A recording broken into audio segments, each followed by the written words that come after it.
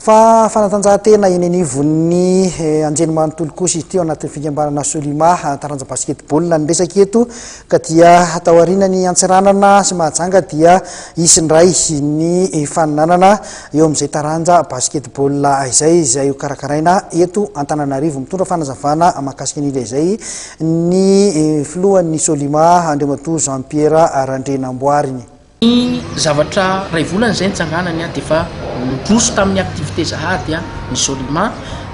tamin'ny 1er octobre lasa teo no vita ifanokafana amin'ny fomba ofisialy ny basket coupe du président karakarany Solima tany Fianaratsoa manaraka an'izay tany Majunga ary dia nakotroka mandrasan'ny mpianatra ny université Majunga hita hoe lina dia lina tokoa ny mpianatra satria carnaval makotroka no narahan'ny mpianatra ny fanokafana ny amin'ny fomba ofisialy ny basket tany Majunga na ny tournoi coupe du président ary ny tany Diego ny farany teo tamin'ny sabotsy lasa teo dia vita ihany koa ny fanokafana ny fomba ofisialy ny tany dia ny farany ny zavatra tiana tsindrina ao anatin'izay zavatra dia hita hoe lina ny mpianatra satria nahoana miaina ao anatin'ilay sport io satria ny sport no miteraka fahasalamana ahafahan'ny saina matsilo atateraka nylay fanamby dia ny hoe avita fianarana voaka avy eny amin'ny université tsirairay misy azy avy dia eto Antananarivo zahay zao mikarakara toy indreo efa natao tany amin'ny faritany ireo manomboka masoandro androany zany dia misokatra ny fisoratana anarana ho an'ny zay lina tiandray anjara amin'ny coupe du président izay eto Antananarivo mifarana amin'ny 12 novambra ny fisoratana anarana ny zavatra efa misy ny affichage misy ny invitation